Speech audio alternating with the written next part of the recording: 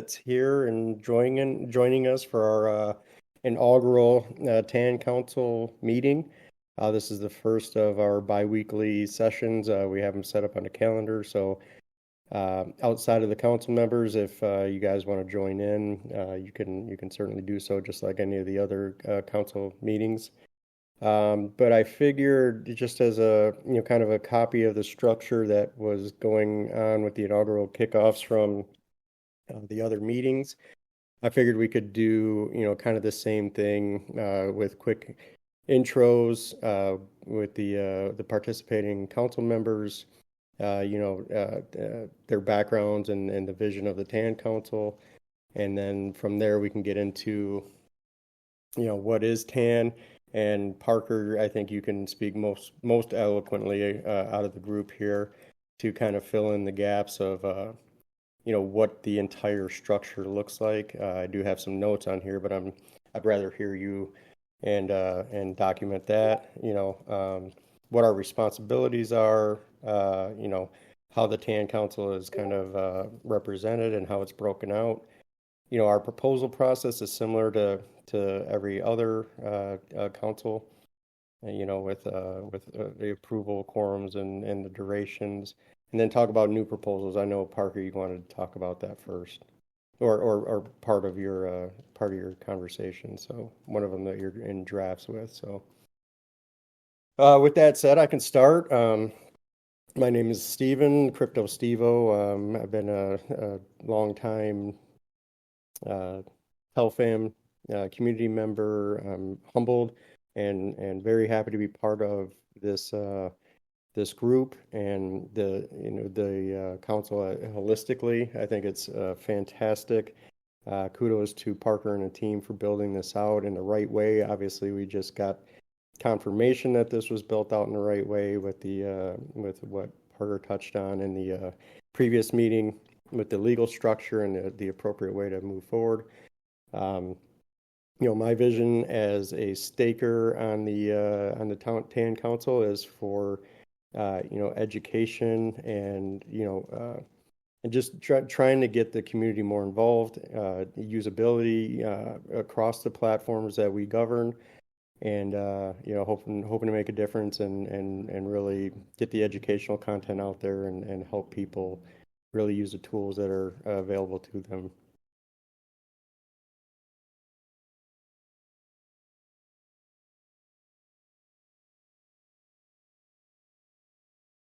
I guess I can go next. I'm Leo, also known as It's Your Boy.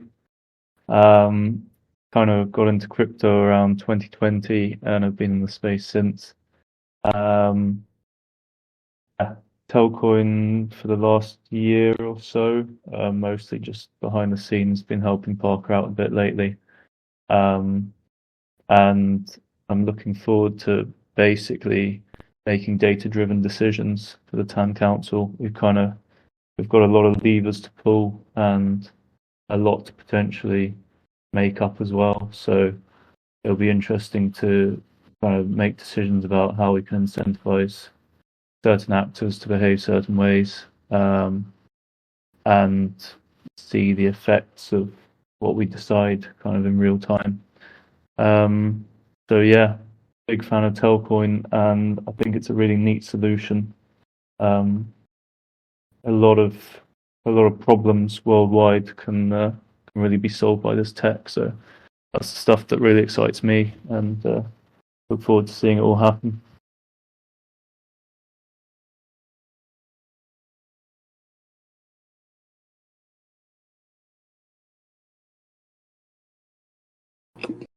Hey, you hear me? Yep, we got you. Hey, hello. My name is Kevin. Everybody knows me as Liberty Lad. Honored to be here, obviously today, representing the stakers for the TAN Council. I basically discovered Telcoin back in 2020. Was immediately drawn in by its vision. Um, you know, by providing financial solutions to people who need it most. over the years, I've really become pretty invested in the Telcoin. Um, at first, I mean, the vision was awesome, but then I started, you know, getting entangled with the community, and I started trying to help in any way I could to spread the word of Telcoin. So I started the the merch site. I've added a couple cents or two when it came to the Telfam chats and just the Telcoin Discord or Telegrams or Twitter. I try to be proactive in getting the word out there. Uh, and I've got a background in marketing and sales and business development. So I'm going to try to, use those, roles as best as I can within the Telcoin Council to try and, catapult this into something a lot further than where it's at right now, as best as I can. And I'm happy to do so. And I'm certainly looking forward to the next stages in this adventure.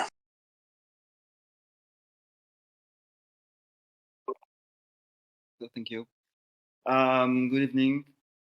So you were wondering how to pronounce my name. It's Knopissim, a really French name. I started crypto in 2020, right when the COVID began. And I was really interested in Telcon at first because the project is amazing. And now I'm really happy to be part of this council. Especially representing the liquidity miners. I was providing liquidity in 2021, toggled with the MetaMask, etc. And I really believe we can bring the pool easily to the Telcon app, the app on the Telcon network. So I really plan to work for that. And I'm ready to discuss all the propositions that people have.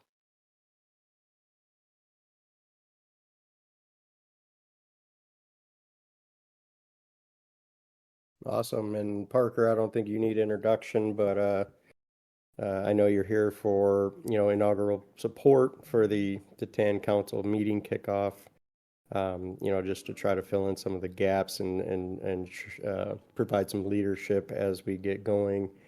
So I don't know if you have any kind of opening comments or want to, introduce yourself for the people.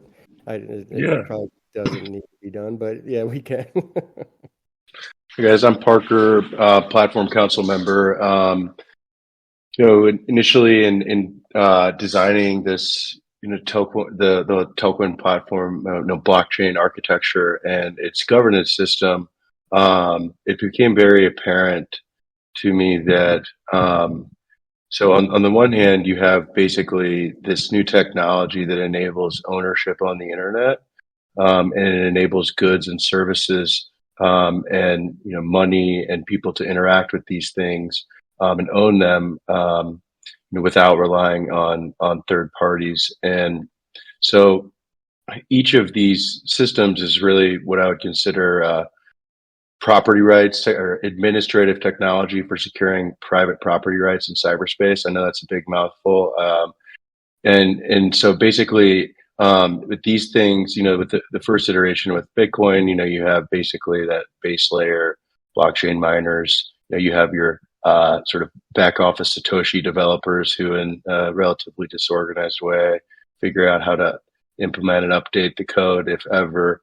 And then you have this decentralized digital currency that has a fixed supply schedule over time, and created decentralized money. And even in that context, you could think about blockchains as having three different layers, just based off the economic reality, which is the base layer network with miners and securing this ledger. Then you have the goods and services layer, which Bitcoin and on that network, along with some other interesting features. And then the customer touch points, so your wallets, your Telcoin wallets, you insert the blank there. And so there's 3 layers: the property rights security and record keeping and transferability, the goods and services layer, and the customer touch point are all 3 part of every single blockchain network in town. And with the introduction of, first really BitShares, but then Ethereum, introducing these programs that people, in my view, kind of in the wrong sense, they refer to them as smart contracts. They're really just on-chain programs.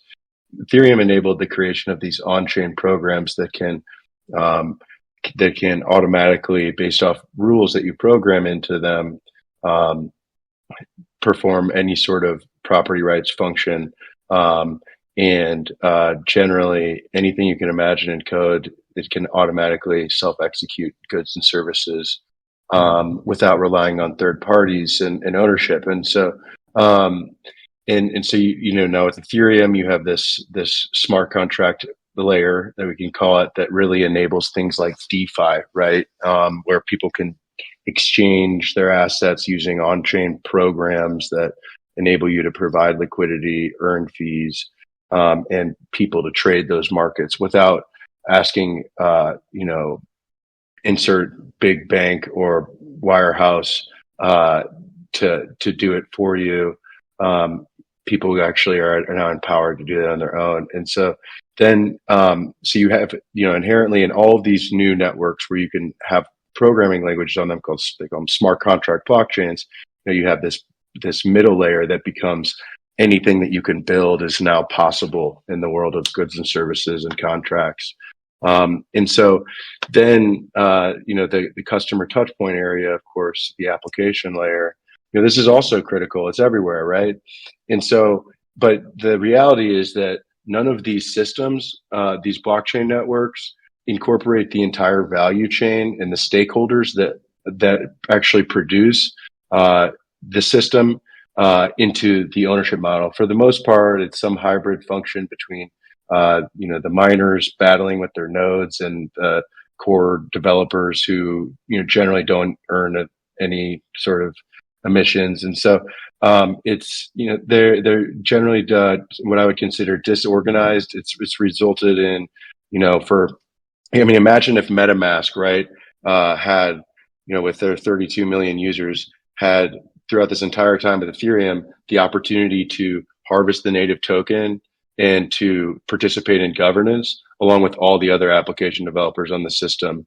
And if all the liquidity miners as well had that opportunity, and then all the users of the mobile apps had also had that ability to produce the system, harvest the native token, earn fees, and represent their interests in governance.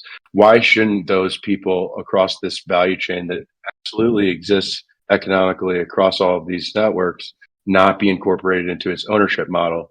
And I think the answer to that is that it's kind of not skating to where the puck is ultimately going to go. Because when you have ownership machines on the internet that you can program any way you want, the ownership models that are the most inclusive, in my opinion, have the most staying power. They're the most defensible. Whereas if I'm not earning any token yield, participating on a network, despite bringing a bunch of new users in the case of stakers, and using the service and relying on it. And if I'm a developer that's built this application on the network that gets bringing in tens of millions of users, why is that role less important? Why shouldn't that person harvest issuance? And then ultimately, when thinking about the design objectives of the Telcoin platform governance model, why would anyone choose to use a network where they don't have ownership rights instead of one like Telcoin's where everyone does? And so the Telcoin application network is a really exciting experiment and ultimately model for trying to align and scale both the GSMA and every mobile phone user in the world around a shared blockchain network. And so it's the council itself is governing TEL issuance on TAN, which both stakers and developers earn TEL issuance on TAN according to the rules that everyone affirmed in TGIP1, according to what is in existence on the site, and in line with the most recent TAL update with slightly modified allocation rules for the year. And so the task of basically regulating TEL issuance for developers who earn TEL based off of A, their staked TEL that they have, B, the total usage of their of TELX and Telcoin network in terms of fees paid by their user group, and the total referral fees paid to their stakers. So, you have basically within these rules, developers who are at the top level providing applications that utilize the lower two levels.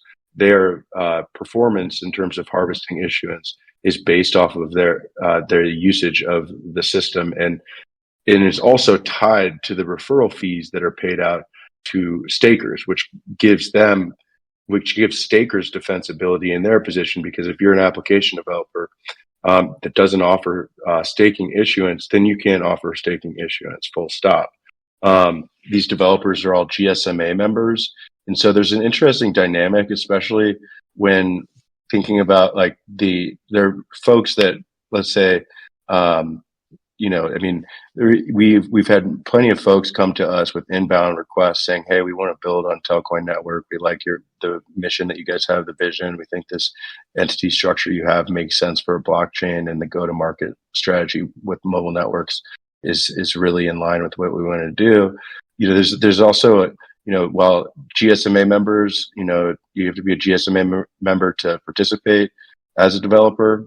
There's an interesting dynamic where developers who want to build on Telcoin Network actually reciprocally become GSMA members, and are actually, at least in preliminary discussions with at least one of those types of folks, because they want to get on. And so it's a really interesting lever there. But anyways, so yeah, they regulate developer issuance, and they regulate staker issuance. And if you're a staker on a Telcoin app, produced by one of the approved developers, which Telcoin Holdings is the first of them, then once these rules are implemented, you will, based off of your exchange fees paid and your referral and so your exchange fees paid plus your network of referrals exchange fees paid each week, you basically harvest from a little over 3.2 million TEL per week. So your volume plus your fees paid plus your referred users fee paid versus all the other stakers on the app each week. That's your pro rata share of TEL. And so that's meant to incentivize basically users. If you think about, let's say, like how Venmo, how did that initially as an application draw in users and create real network effects? Well, people started using it and they referred their friends to it and they got, some sort of bonus. And so this is built into the issuance model for the platform to basically enable the users of Telcoin apps and the developers of Telcoin apps to be incentivized, included, and empowered within this ownership model, both as a harvester of the native token and as a voter within governance. And so the sort of updates that happened earlier this year, there was the TAO has been just heads down focused on delivering a global institutional grade blockchain that is going to be ultimately used to secure the property rights of it within our vision that we collectively share.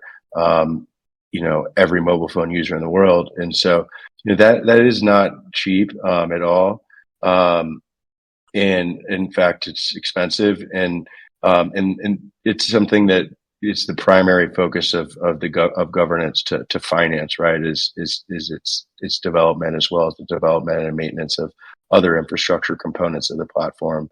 And so a percentage of the year one TEL issuance for the TAN layer was distributed basically of that time period to the TAO to finance Telcoin network developer activities. And we additionally changed it such that in order to reduce complexity in probably what is an unnecessary state at the beginning, we effectively deprecated the position of merchant staker. So before there was retail staker and merchant stakers.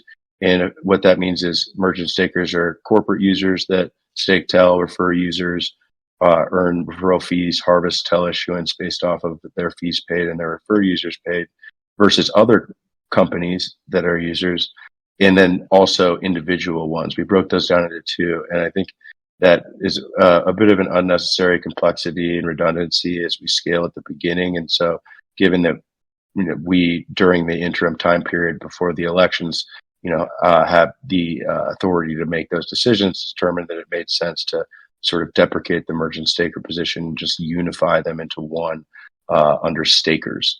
And so now we're in a position where and then ultimately, because Telcoin Holdings, one member of the association and the first application developer, was the only developer at the outset. We felt that from a conflict of interest perspective, both, just really from the perspective of outward looking in, that it would be better practice to have the TAN Council, once it's elected, propose and then affirm the TAN harvesting rules and initiate them for developers and stakers. And so right now, there is the issuance is not live, but all of the systems are live to do the issuance. And I've created a draft proposal, which at a high level, basically, it'll still be 3.2 million or so TEL per week to stakers based off of the same amount. And then this is just a proposal so far, and I'll look forward to people's input. And then incentivize stakers, so people that are staking on the app earn referral fees today will now be able to earn issuance 3.2 million TEL worth per week, up to that much.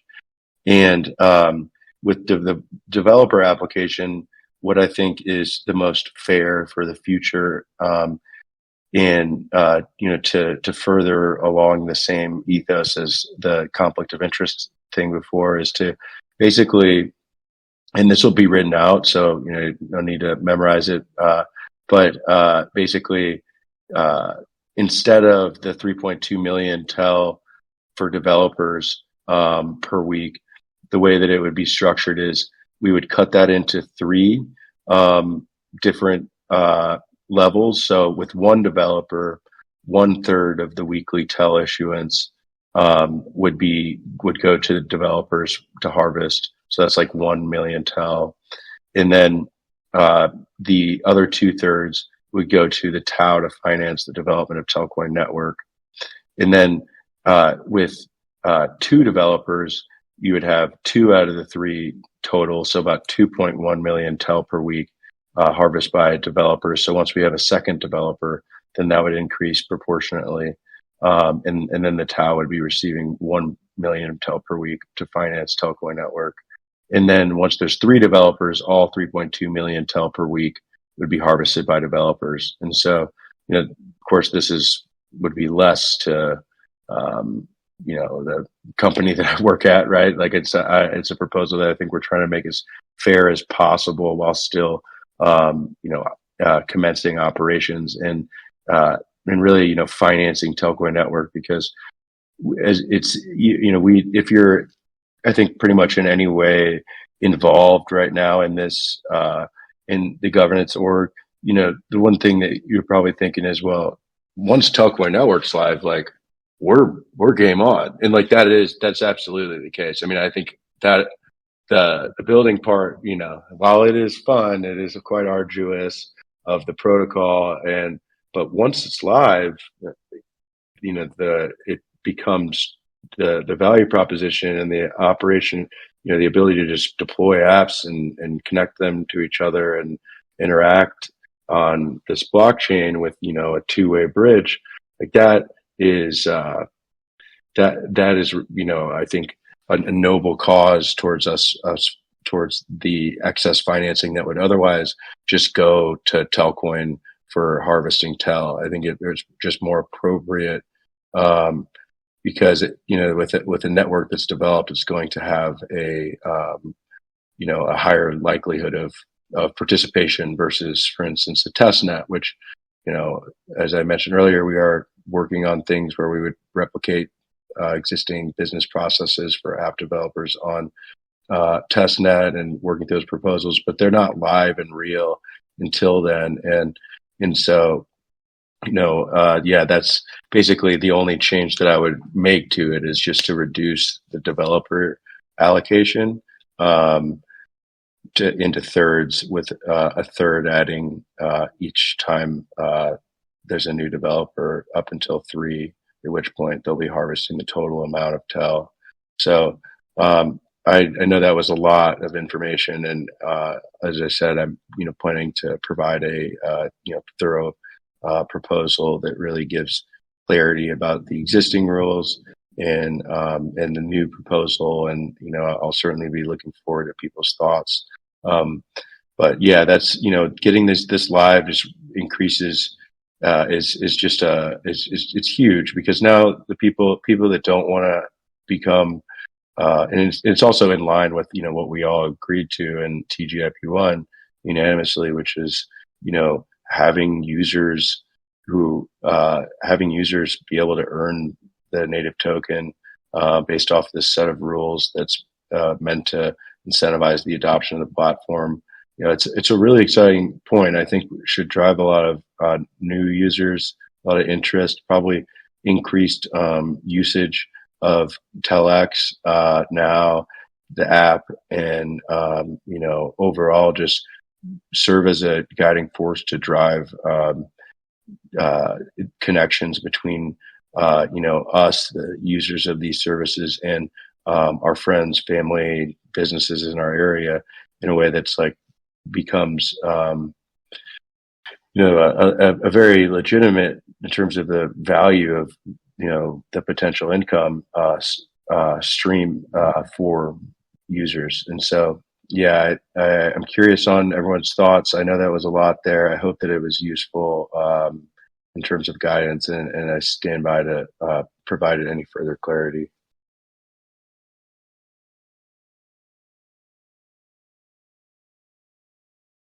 Yeah, I guess we'll open up the floor for questions. Like you said, it was a lot, but well explained. A great overview of how each council, it's kind of the interoperability of each, and how it kind of overlays and governs, So I'd love to hear if there's any questions.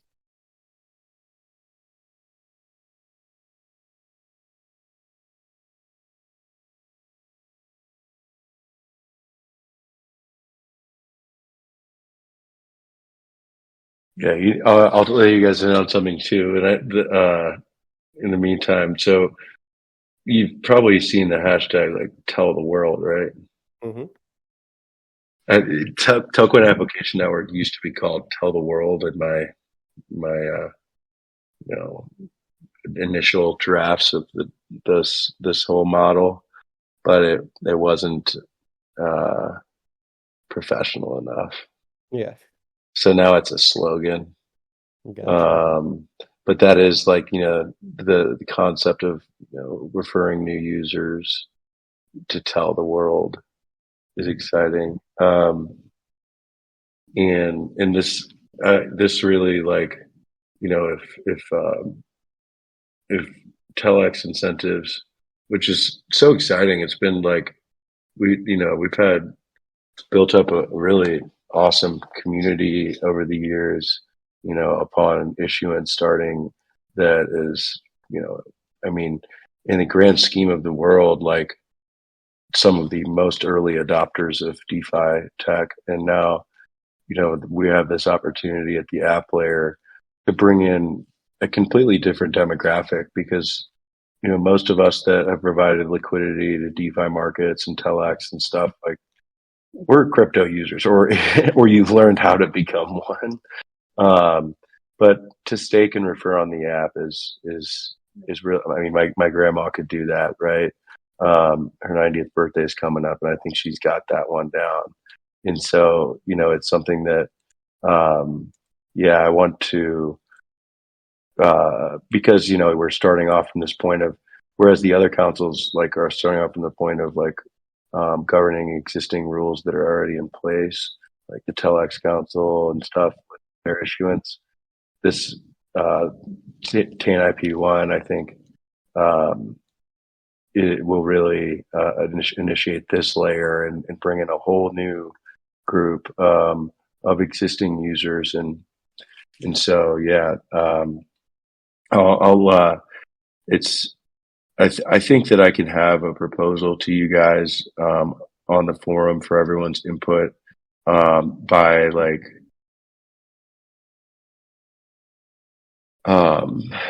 by Tuesday, this upcoming Tuesday at the latest. We'll just call that end of business, just to give me a little extra wiggle room. As y'all can imagine, there's a lot going on over at Telcoin on in my role, but this is of the highest importance to me right now because once again, it's such an exciting experiment to incentivize an application layer with issuance versus the status quo that just doesn't do that. And that's probably, I guess the other area that I could add in is that the TAN Council, has 6 members, and basically the reason that it was, and so stakers and developers are the two, local miners. And so they each get to elect 2 representatives to this council. And, the outcome of these council proposals could mean for instance, complete, like in the example of what we're doing with developers, reducing their TEL issuance or, at worst, just completely voting people off the island indirectly by not giving, issuance to stakers or whatever. And so with the composition of the council having 2 developers and 2 stakers with a 6 total number of reps, when the rules are 5 out of 6 approval. So it's a super majority, a simple majority just being, whichever has the most points, a super majority being a sort of anywhere between full unanimous consent and a simple majority. So anything plus that. And so in this case, it's 5 out of 6, which means that in order for any proposal to pass, at least one of the local miners from each of stakers and developers, the primary population that's governed by this unit, has to approve of it in order for it to pass. So that means that conceptually you have unanimous consent because all 4 minor groups have agreed, while there's still being some room for rejection. And so for voting against it, not requiring full unanimity, which can be much higher costs, so decision making costs. But yeah, so I felt like that might be something that was useful. No, absolutely. It's a great structure to work around. And I also want to piggyback on something you said earlier, Parker, about the products that, in time, Telcoin has offered its users before the councils and everything else. So, and I've used all of them, right? So it was Telex platform and providing liquidity and whatnot and reaping the rewards from that. But what you said about the in-app staking, which I agree your 90-year-old grandmother should be able to do at this point, right? It's a very simple process. And, through our Telfam Chats platform, Andrew and I, Andrew being so into the Telex platform, I mean, he also recognizes the ease and use case for the staking in app. So, just to encourage, all the community to spread the good word of the Telcoin app. I mean, that's your reward, right? You can stake, you can give them your referral. So people that sign up, you get that reward as a staker on the app. So these tools that we've been given have been utilized by some, but I don't think by enough. That's obviously part of Liberty Lad and myself's reach and efforts here on the TAN Council is to get more people to use and learn about the products that are offered. So I'm super excited. I'm glad you touched base on that, Parker.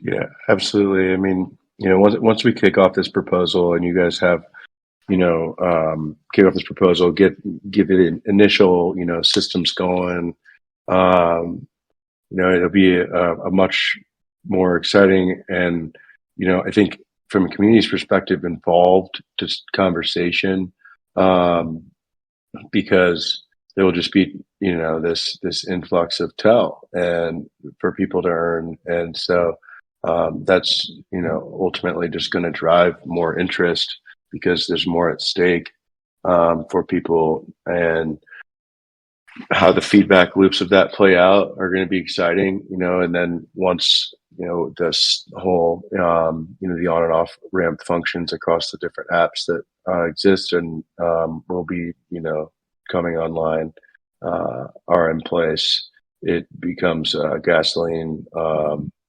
a really well-built fire for this platform to really establish itself as infrastructure for finance on the internet.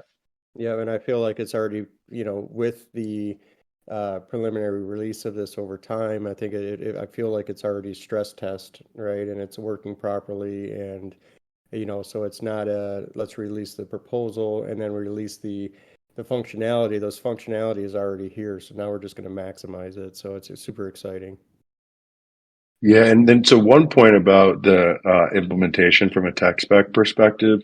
So like because Telcoin is the first developer, we in introducing a new, so when you have, so it's one thing to do, to calculate and automate on-chain activity from different accounts, to basically calculate and source that info, and then to initiate issuance based off of that info.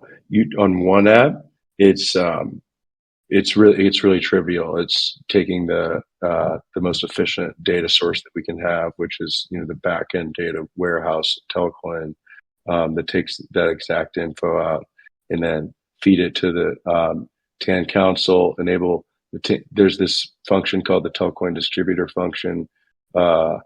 It's a tool that you'll see in the in Telcoin app, in the system, the platform section of the docs and Telcoin application network, which basically each week, based off of the data,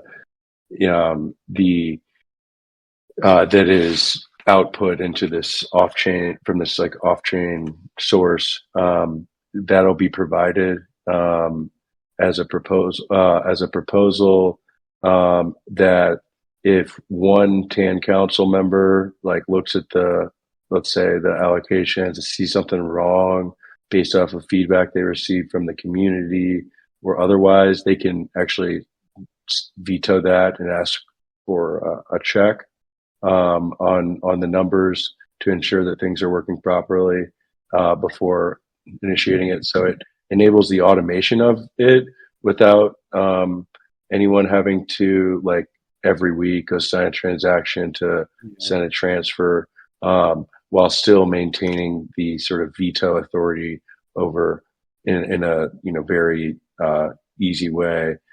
just one person to review and ensure that the rules are being respected in terms of who receives how much tell based on what. So yeah, so right now it's that sort of manual coordination between developers and the TAN Council, and the goal, though, when we have new developers come in, which, as that happens and Telcoin Network goes live, like those types of the development team, like will have the ability to work on, any range of things, from us developing our own DeFi protocols to, developing on-chain apps with GSMA members, you name it. One of those things could very easily just be generalizing this issuance system, so is only dependent on on-chain data and attestation, and that's sort of like we built that out, and got to the point where, like, all right, we have a pretty solid technical spec for this that we can do, but the other alternative, based off of just the time and resources we were able to allocate to that, of doing it manually, is just so simple and quick and easily verified, that it makes sense now. But we will want to create one that is like the GSMA application developer joins, and then they've got users. What's crazy is, like, all these telecoms like have, like, it would, on the low side, like 30 million users. Like, that's the entire monthly active user base of stablecoins globally in the world. And that's just, from one network, and insert the region, right? And so when they, move over and they integrate the staking capability for their users and issuance, we'll want it to be pretty automated and obvious, like, just work. And so I think that type of that's certainly within the wheelhouse of the blockchain engineering team that's focused on mainnet. And so I think, yeah, after we kind of get this initial MVP going, people are earning tell issuance. You guys have a really solid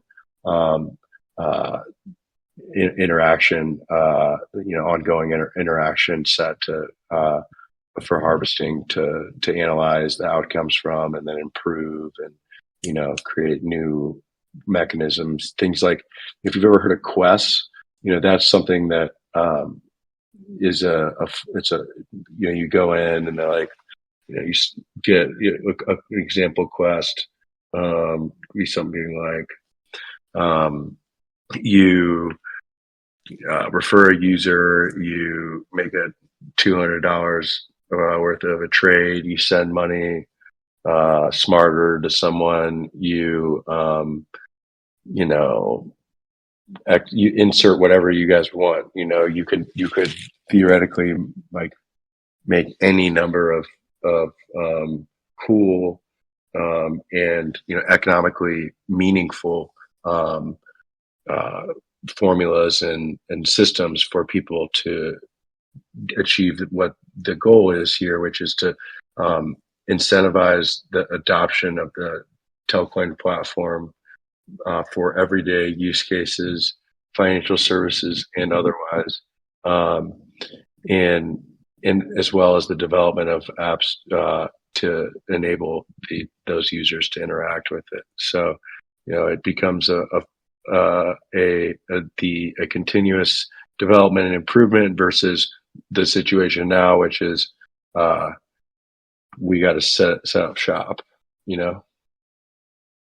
Yeah, and how do we incentivize, these members to maximize their exposure, or Telcoin's exposure to their users, right?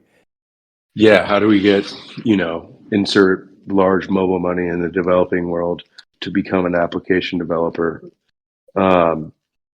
And there's a couple ways. I mean, the first one is just, we're, as the Tau, we are meeting with anyone in the world, and the GSMA, consistently people like Rajesh, who you all, I'm sure, seen out there, really in the streets, talking to everybody, interfacing with the highest levels and the innovation departments and MNOs and places like that. We're really seeing a lot of sort of like interest in that, and then but once they're actually live on the network, it's like, how do you the cold start problem of how do you bring them in, beyond just pitching them the value proposition, the future earnings potential, the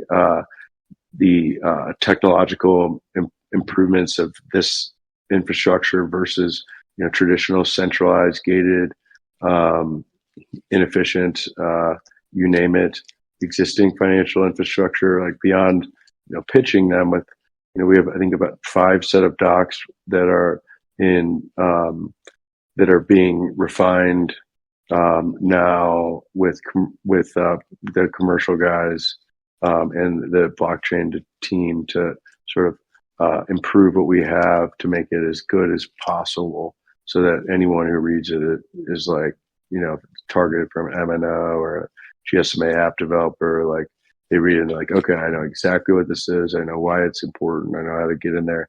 And so there's that. And then there's the crypto economic incentives part, which I don't even know if crypto economics is a word, but I use it. And so that's things like initial issuance rewards to developers for participating based off of, it could be a fixed amount that, we decide to allocate to each new developer, and then have that sort of fixed amount based off of the number of developers, like taper off to a lower amount and a lower amount. And then, and then just sort of transition all that back to in the initial model. There's inclusion issuance and adoption issuance. And so that's what I consider inclusion issuance, which is just a sort of sign up bonus. However, there were recent rulings in the UK before it was able to push TGIP1 where they basically illegalized that. Like, not illegalized it, but made it such that it wasn't a viable option to include in such an important fabric of what we're doing. They came up with the FCA came up with these rules that were like basically treating anything that touches crypto like a casino. And they were like, these casino bonuses that are going out are turning everyone into degens. So since crypto's like a casino in their eyes at that time, those sign up bonuses. Anyways, I know I'm going on a tangent, but I just felt like that was worth understanding, is that there was an initial issuance called an inclusion issuance built into the rules before the final ones were proposed. And I think we can certainly apply that to developers to get them on board. How much, that's another discussion, but I think at the very least that's one that we can do. And then with quests, it's not a sign up bonus thing. It has elements to that, and it has a similar cold start thing. Like the goal of like the initial staker inclusion issuance was basically to enable people to earn to participate in the ownership of the system without having to buy TEL. So it's sort of financial inclusion meets viral influencer marketing. And yeah, so there's just I think Leo said this earlier, there's the amount of levers at the application layer that are like cool and exciting. Like if it was like, I think I'll probably run for TAN council at some point. I'm sorry for taking over this freaking call. It's not my domain. I just like love this. Like I just like think we had the opportunity here is so freaking like it's because especially because like we have just like the article yesterday, which if you haven't seen it, not trying to toot my own horn, it's really all of us that decided on this. Now that we have not only like this full stack model, we have stakers and developers are in the constitution of our legal entity. So the rules have legitimacy on a legal basis, and so we can now really experiment with application layer issuance.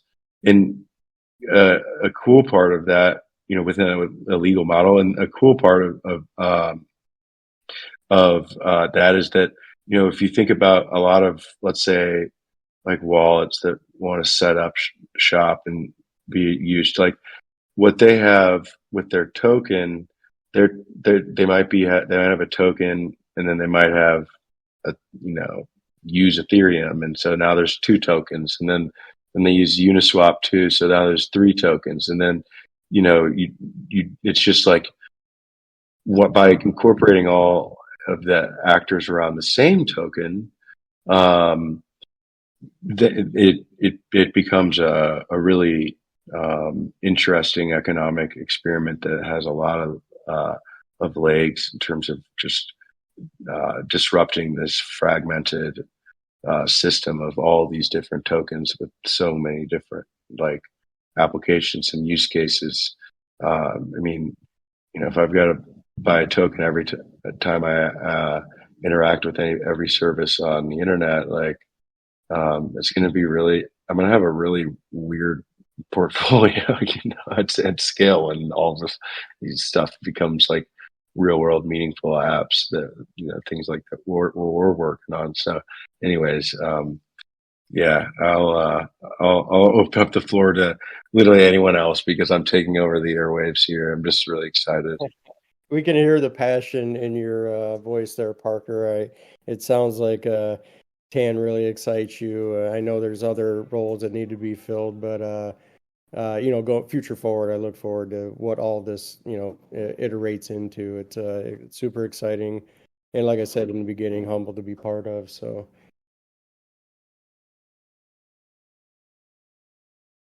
The excitement's pretty contagious, Parker, and we can get you on as a guest speaker in the future. Don't worry, we'll still be involved. Thank you. I appreciate the welcoming nature there. Cool. Leah, do you have anything that you want to share about Token Application Network, or things that you're working on, or general community updates based off of having sort of managed the overseeing the community channels and stuff? Ideas that you would pose as improvements generally, like you're incredibly involved in everything we're doing, and we really appreciate you. Just be curious if you have any insights that you think might be useful for the community. I think the kind of general theme while I've been here and involved has been kind of getting familiar with like the documentation in general. It's like so detailed and all the answers are there, and just understanding all that has kind of helped me out a lot, and it's really worth taking the time to do that. You really start to get a sense of how it all fits together and what we're really dealing with here and what the potential is. Sometimes it can be quite kind of dense and dense and kind of in depth, but I think that's decent. And basically, for anyone out there who has read the documentation, I'd recommend reading it again and again, and it will just make us all a much stronger unit. Apart from that, I mean, kind of get involved and chuck ideas around. I was kind of going to ask what the rationale was for the kind of thirds in the in your proposal, and I was even going to ask what the arguments against like decay, those arguments are, and you've answered all those already. But I will come up with new questions soon, and I look forward to discussing them with everyone. So yeah, that's just my general thinking lately. Wonder what everyone else thinks.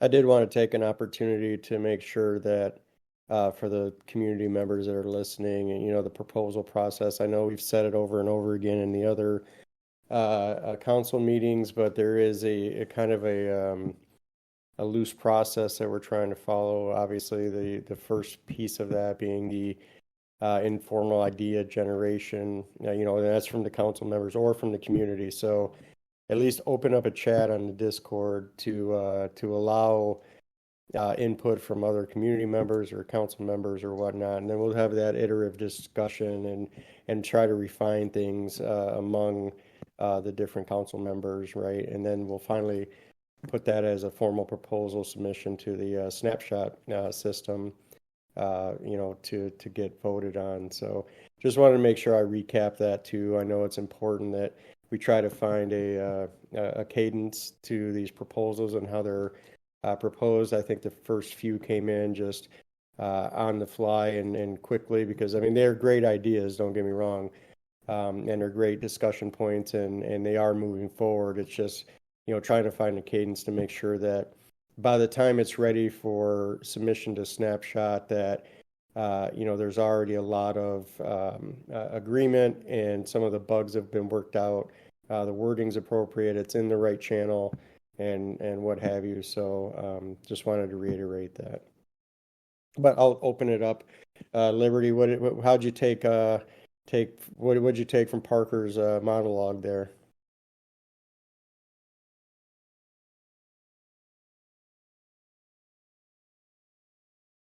I mean, a lot of good info. It's a lot of good info. A lot. Stressing a lot. We can't hear you. Can you hear me? Yes, sir. I can. Yeah. No, a lot of good info. Like I put in a proposal for the proposal in the TAN IP channel. Because I'm still trying to figure out the boundaries of our positions here in the stakers in the TAN Council. But Parker replied to me, kind of clarifying everything. But yeah, no, it was just a proposal that I talked to.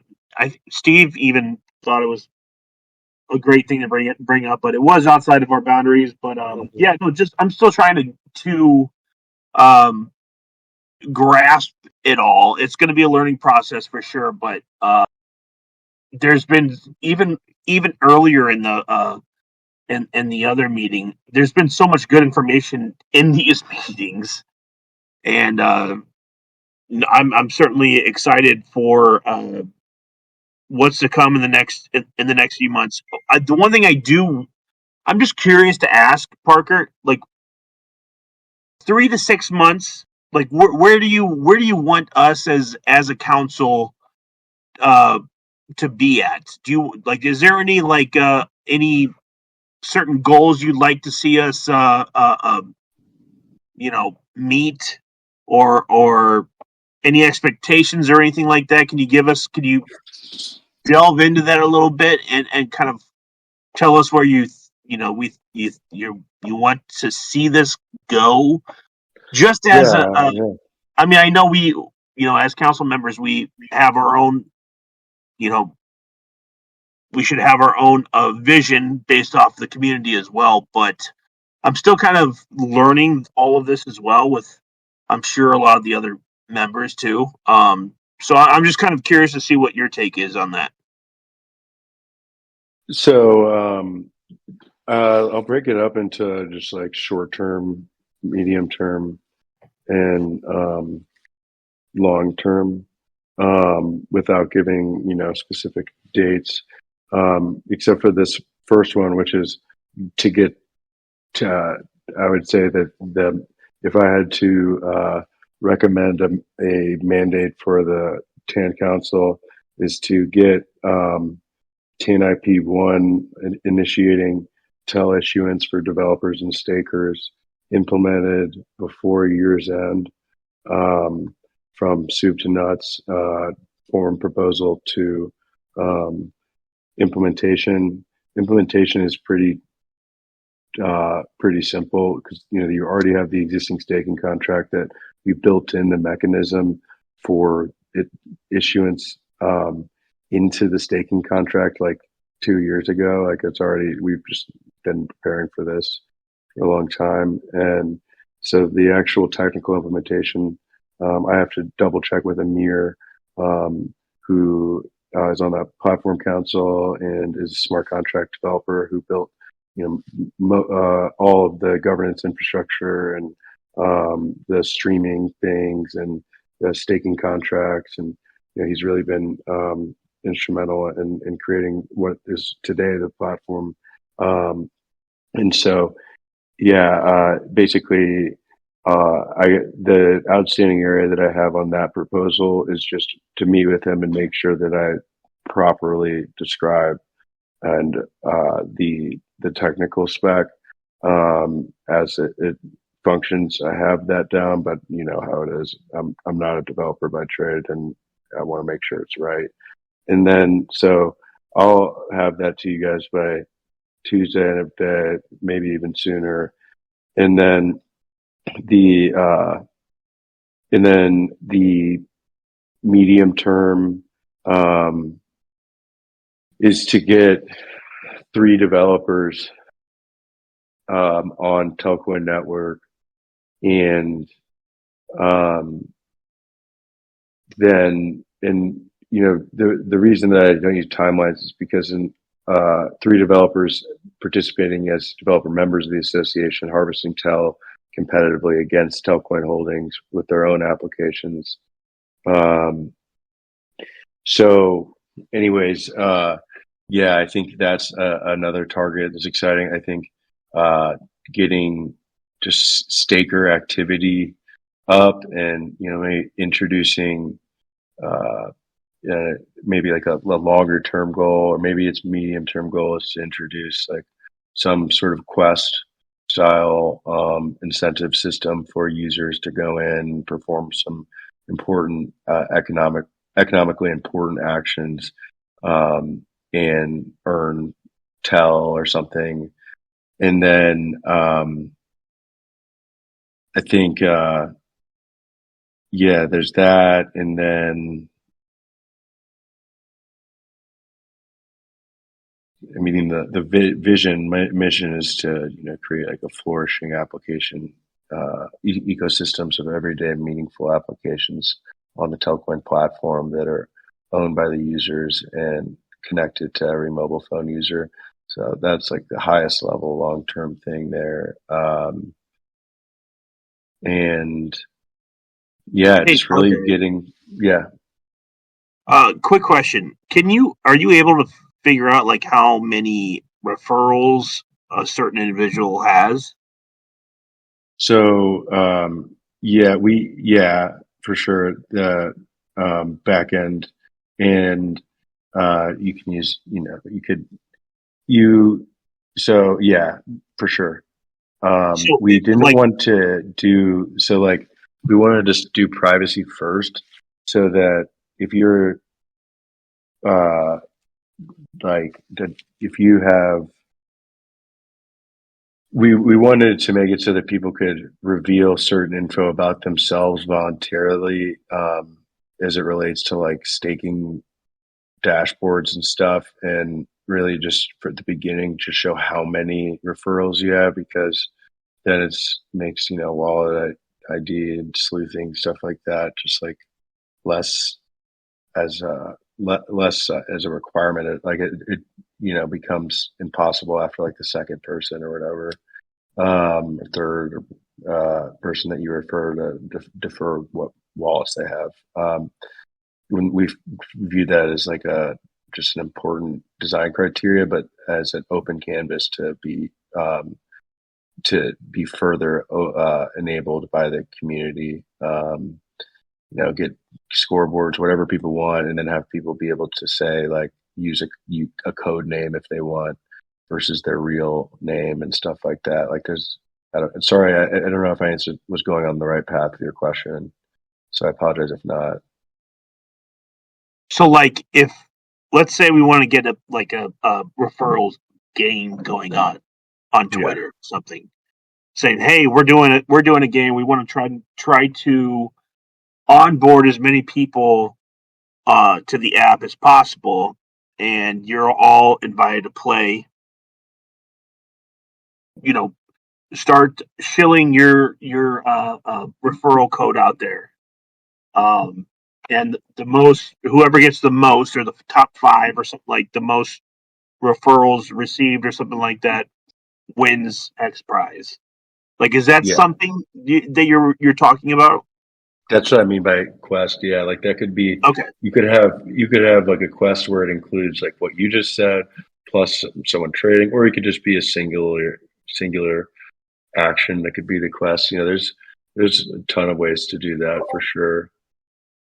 So something like that, like, you think, like, is that falls underneath our category? Yeah, it would have, like, basically you would need to use some. It basically would have to not require any new front end product feature, upon a developer to implement the policy, and we could do that. We could definitely do that where it is external to like the developer having to put some new front end that enables this whole questing thing. I feel pretty confident using the existing tech out there. Things like Rabbit Hole was one. There's a bunch of other ones, and so we can sort of open that up as a research spec proposal on the forum or wherever, to start talking about some fun quests that we can do. But yeah, I mean that stuff, like this type of conversation, this type of idea. That's why I like. That's the stuff that is like, for me, like the starting, like this is like the why I worked hard on this stuff for so long is because like this is so fun and so interesting and such a big opportunity, especially when you generalize it beyond one application. We're generalizing it to the whole consortium, and so it becomes hard to compete if you're not a Telcoin application developer. I think at some scale. No, I agree, and that's okay, buddy. No, that's why I brought up the whole kind of the whole all my kids are coming down right now. The proposal that I brought up earlier, because I was just like, well, how can we make this the easiest way possible to share these links, to have because like in these games, like, I agree. I think these could be, especially if you're like an influencer and you've got a whole bunch of following and stuff like that. Why wouldn't you want to jump onto this opportunity to earn some free Telcoin if you're going to win this competition, and then we get free publicity off of it? I don't know. I think there's a whole lot there that is very exciting, that we can work with. Yeah, me too. I had a quick question, and it was been brought up by the community quite a few times, and this may involve front end, so I just want to get some clarification here. So if you offered your referral code and somebody signed up with that, right? And they want to disassociate their that referral code and then apply a new one to allow for staking rewards to somebody else. Would that be a front end that we don't have governance over, or is that something that we could maybe look at from a TAN perspective, from a staking I mean, perspective? first off, it's a great question overall, and one that I've thought about a lot. And I guess I would turn that back to you and say, do you think that that's fair? Um, That's a good question. I don't know. It depends on what side you're on, right? So, I don't think it's fair. I think yeah, that the person who I think you eat or you kill, and if a person went out of their way to bring someone into the app, um, that they shouldn't be able to switch it over to their you know whoever. But the like middle ground compromise to that is like some time duration, hmm where, well, all right, you've been earning my fees for 2 years now, Bob. It's time for me yeah, to let my mom get some of the cash yeah, going through my wallet. sure. I get the whole, like, thought about it a zillion times, and I think there is some level, but it becomes arbitrary, and um, I still think that it it like it's a lasting it. I think that you if you earn it, like, I don't know. Maybe I would pose a there's one thing that I haven't really brought up that is a tool that the community can use is, how we use the election snapshots for each of the minor groups, Steve. Yeah, absolutely. So basically, those are minor group snapshots. Those are stakers, liquidity miners, developers, validators, and they are used for a couple reasons. One of them is um, to do a TGIP proposal, which would alter the governance system. And in Mhm. that case, all four minor groups have to consent to a proposal for it to change, the very sort of DNA of our governance system. That requires everyone to agree to it. Yeah. Um, and then uh, they are also used for another, what's it, the constitutional layer of governance, not to be too doctrinal, type of proposal, which is the TRIP proposal, which is to change the required attributes, conditions, and special duties of their council member reps. Um, and so that one can be done by 80% approval by the minor group themselves, independent of the other three. Um, and, can, for instance, say we want you to report on telex, XYZ, twice a week in writing or something like that could be a thing that you did by a TRIP. And then the last one is just temperature check. So if, you want to have figure out if stakers want have their preferences XYZ, then we can create a temperature check proposal, have stakers vote on it to tell us what they think, and so kind of figure out the preferences of the people we represent at any Mhm. time. So I just wanted to introduce that as like another mechanism for us Path to forward, figure out. yeah.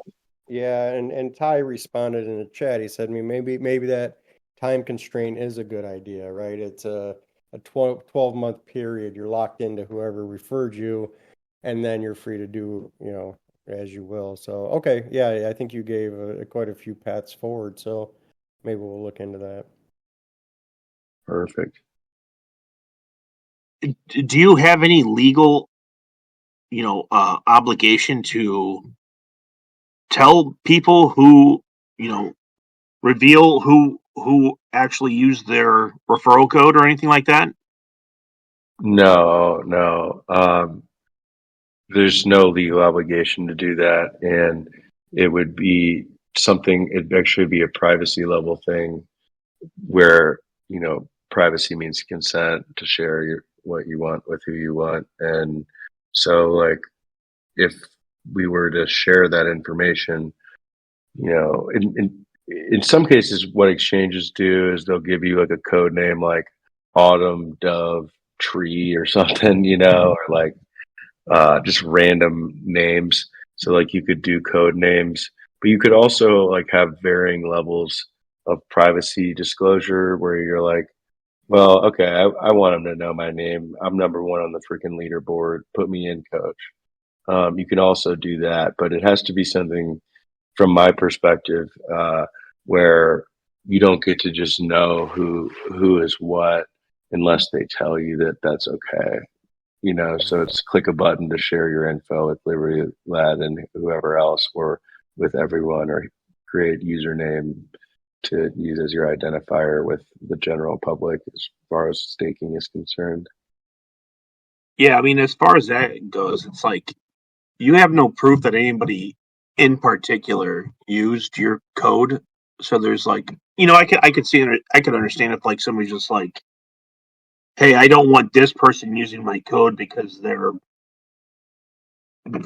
are, ideologically an extremist or something like that. Like I want to disassociate myself with them. But it's all confidential. You'd never know, and you could never know. So it's like there's the whole part of, well, you don't know who used your code, so why even bother with it? Well, you know how many people have used it. Right, Yeah, but you'd never know who used it. Yeah, Unless you gave your code away confidentially to one other person or something like that, then I can see that. But in a yeah, marketing standpoint, if you've already shared it publicly, anybody could have used it at that point. yeah, Parker. We were blasting all over social media when we first got a chance to. I know Liberty was he wasn't into it at first, but now he caught up later on. But as soon as we got the chance to get referrals, man, it didn't matter who signed up for us. It was just our code's out there. Please use our referral code, and off to the races we went. So yeah. I mean, we could just start a company that's like called Telcoin Billboards. Create an Right? account on a Telcoin wallet. Everybody invests their money in the company, buy up billboards everywhere, create yeah, shares for the company, and just post the referral code for the company on billboards The first everywhere. I think million. we wait to do that before once the like on and off ramps though are like in a really good spot. I think that's when you do crazy coordinated things like that. But it's certainly like feasible, though it wouldn't be like within the scope of this unless we like created a rule where uh, you the basis for earning tell is like how many billboards you put your referral code on or something like that, some allocation. sales. But yeah, um, if you think of it, if you come up with an idea for how we can incentivize random marketing behaviors, I probably thought about it because I've thought about this so freaking much, and maybe not though. I mean, I don't know very much things, but I do think this is such a rich design canvas for us to like um, to drive adoption, and then ultimately just own the financial services that we use daily that connect us to each other with our money. Like having that ownership, taking it back from the 67,000 intermediaries that we all use just to do anything with our money. It sounds like a good idea to, maybe take some of their jobs.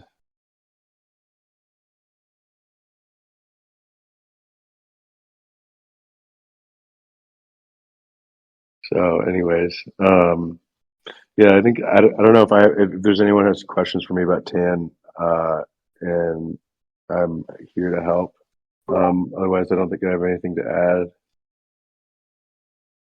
Yeah, we can start winding it down. Thank you for joining our first one, Parker. I mean, it's always rich to hear from, one of the people that were the architects of this entire uh, uh, thing, right? This association. So always enlightening to hear from you and your take on these topics, and thank you for the leadership, as we kind of get the ball rolling and whatnot. So super exciting. But if anybody has questions or comments, let's see.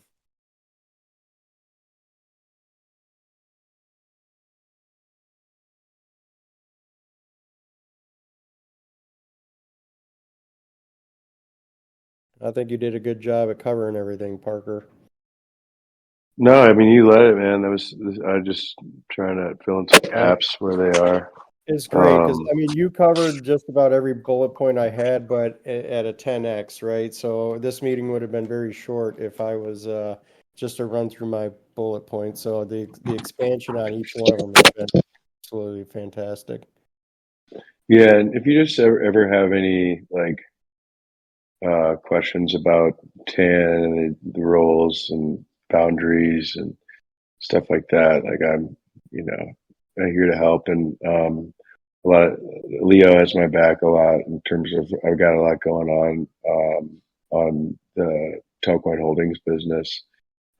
Too, just like everyone else has jobs and stuff, and Leo's just been a wonderful liaison in so many ways, connecting me with you guys. But I'll do my best to try and come into the Discord more to find stuff.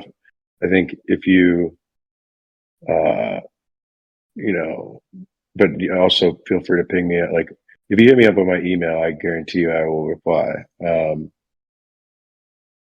And that yeah, Parker at telcoin.org email.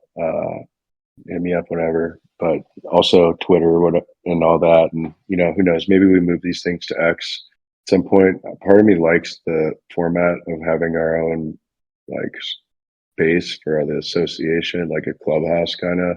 Yeah. And but there's, I think someone, I think it was Liberty Lad came up with the idea that we should broadcast cross mediums to X, and that'd be sweet. Yeah, we've been looking. So Andrew and I had some pretty good success on a platform called Restream, where you can stream across, Telegram, Discord, X, YouTube. So we can still continue those looking into doing something like that. Maybe I'll get with you, Leo. I know you're typically recording these and kind of you know, uh, getting everything set up on the Discord side. Maybe it wouldn't mean that we have to do anything different. It's just where it's broadcast. So we can talk more about that with some of the successes that we had using the Restream app and see if it's something we want to do. Yeah, I think just even like talking to power holders Still sounds and promising. Yeah, I look forward to exploring that.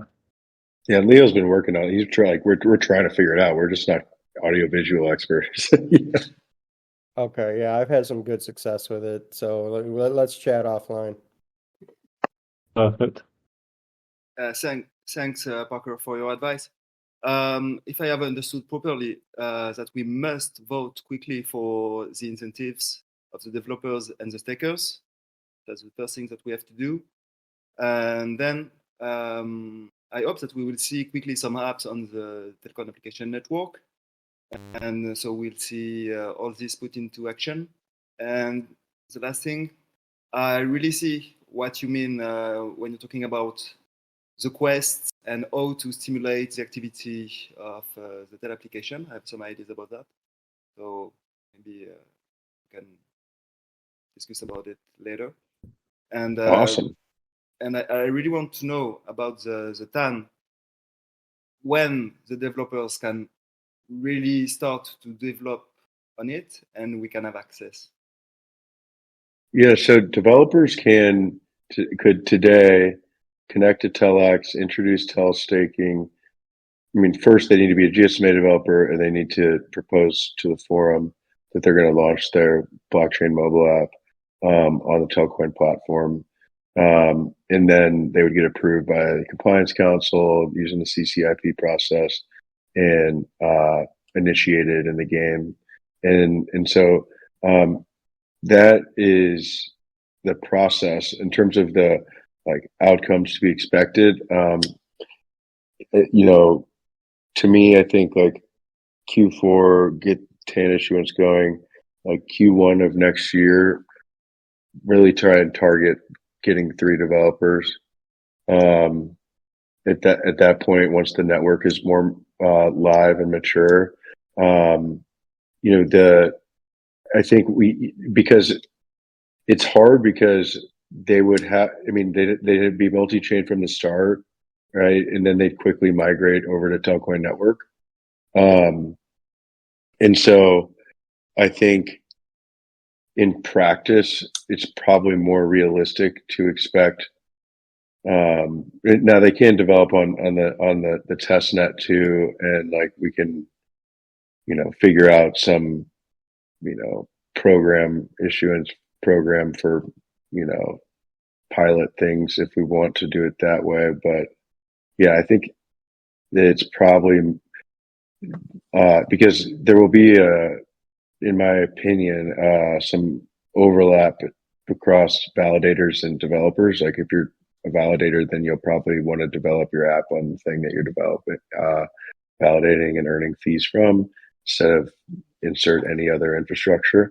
So it's likely that, you know, there will be developer validators and that those will happen as the network matures, you know. So it's a really great question, and it's so hard to do timelines on these things, but there's a lot of interesting activity cooking in the ecosystem, and so I'm optimistic that I like to optimistically target end of Q1 for getting 3 devs in. Okay, so in the first time, if we want to do something on the app, it will be front end. Can you say that again? Sorry. I mean, if you want to develop some quest, for example, you earn points if you deposit $100, if you get 1 referral, if you do 1 trade, and if you find someone to be the referral. Like how long would it take to do that? And can you do that on the front end? You earn points, and then with your points you can turn a wheel, and with the wheel you get some tail, and we just need to incentivize that and find a developer in front end to do some quests, and people will use that the first time. Then we'll put an end into crypto.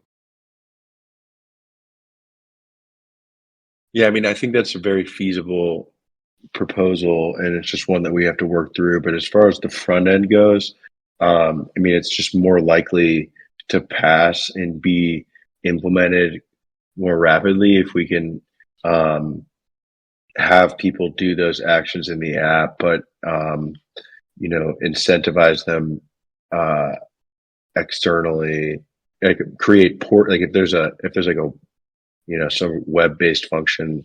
I know that a lot of these quests are have their own interface where someone goes and they do the thing. And I think the short-term technological implementation aspect of that is going to would probably just be more scalable and have a higher velocity if we just were to do it external to the front end, which is it's definitely feasible either through our own customization process or more than likely using something out of the box.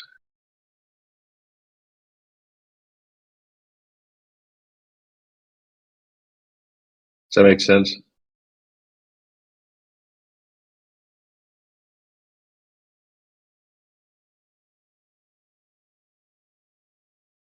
Hello. Yeah, I don't know if you're waiting for an answer from me. Okay, so I understood that it will be for end of Q1 that we possibly Yeah, I mean, I think that use could be the like, network and develop some app. so I think a realistic end of Q1 is like to get 3 developers on the application network. I think as far as getting a quest in line, I mean, that's as fast as you guys can come up with a quest that you think is great. That is something that is so however long it takes you to create something and then propose it and then implement it. And I would just recommend technically that it not require front end like customization to like with for the quest itself, like not require like new front end design work and integration into the app, but rather have people based off of application actions use some other method and then ultimately have the TEL distributed to their TEL staking account. But you know, like not that you want to reduce the number of dependencies on getting that out. And I don't think that there's a lot of them. Or if you reduce the front end part, then it just becomes the speed of decision making and technical development. And is it possible that MNOs have developers and want to develop their app? Totally. Yeah, I mean, ultimately, this infrastructure versus the existing centralized infrastructure that mobile money's made tremendous strides in the real in the world, the developing world in particular, in terms of servicing people with banking and finance, but it still relies on this obsolete infrastructure that costs, and in Nigeria, for instance, is 7.2% to receive money internationally, and so they have. While they've solved it, been able to go direct to consumer, they haven't. They're still relying on this centralized, obsolete infrastructure and relationships that we do within the traditional world of finance. And so, yeah, I think the value proposition for becoming a developer as an MNO who already has a mobile money offshoot, especially when there's demonstrated use cases outside of just speculation and alignment, most importantly, amongst the consortium of mobile operators around this network, then, all of a sudden, why it becomes a why wouldn't you do it? And then that question has to do with their market positioning and in their local territory, which is, if you look at M-Pesa, they've got 100% market share. Like they're going to, whatever infrastructure they use, they're going to keep that. I'm pretty sure of it. So it's the positioning that they have and then the benefits that it offers them in terms of its utility. And I think the second part is just, there's finally a practical way for them to upgrade into the modern era of blockchains as financial infrastructure, and I think that we've positioned ourselves well for it. I can't, though, predict the future of, and I will say that new developers will propose themselves publicly on the forum, and then be approved. And so, when there are new developers that are in the role, you'll know about it.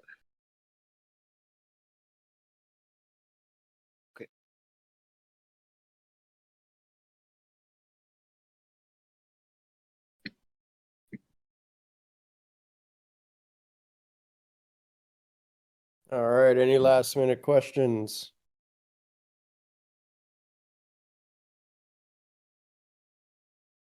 Thanks, guys. I really enjoyed this, and I hope hopefully I was helpful. Reach out for questions whenever. Yeah, you got it. Thank you, Parker. Thanks, Leo and Liberty and not Bissimi. There we go. I hope I got that right. I'll get it right before long. So have a Thanks, good night. guys. Good job. Yeah, thanks. Thank you very much. Thanks, guys. Nice. Bye. Cheers.